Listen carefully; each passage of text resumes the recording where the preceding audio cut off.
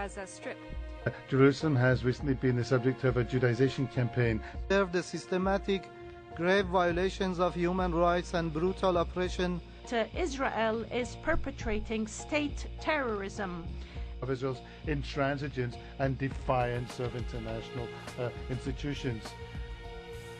And its action as an outlaw state. Heedless disregard for humanity to be... And I give the floor to the United Nations Watch. Thank you, Mr. President. As this chamber is discussing human rights in the Middle East, I've just learned, this is a dispatch from Agence France Presse coming out of Beirut, that 5 civilians were killed today in Syria. 4 were killed in the eastern province of Deir ez-Zor, where their car was shelled. A 5th was killed when troops shelled the rebel-controlled town of Rastan. And as we sit here, thousands of civilians in homes remain trapped in shelling. Activist Khalid al-Talawi reports that, quote, many neighborhoods of Homs are still under siege, and it is really hard for us to get food or medicines. Field doctors are amputating the limbs of the injured because they have no equipment to treat them with, and they can't be smuggled out. Now, this follows the news report over the weekend that Friday was the bloodiest day in the Syrian uprising, claiming 190 lives.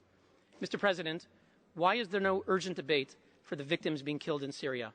Now, I recall being here in 2004 when the Human Rights Commission convened an emergency debate over the death of one man, Hamas leader Ahmed Yassin.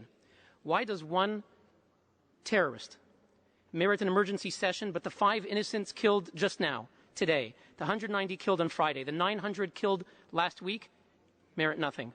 These men, women, and children who were just killed in Syria are Arabs, and most of them Muslims.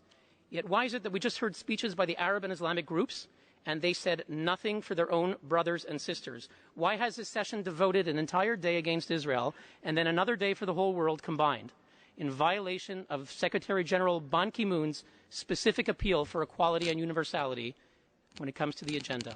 Now, how can it be that we have heard speeches from Jordan, Tunisia, Libya, Bahrain, Venezuela, Pakistan, UAE, Algeria, Saudi Arabia, Egypt, Sudan, Iran, Malaysia, Indonesia, Lebanon, Bangladesh, and Kuwait, yet not one of them could spare a word for those being killed as we speak, as we meet here today? Mr. President, why is there a special agenda item targeting one country, Israel, contrary to the Secretary General's appeal, while the world's worst abusers go ignored and sit here as judges of human rights? Thank you, Mr. President. I thank you.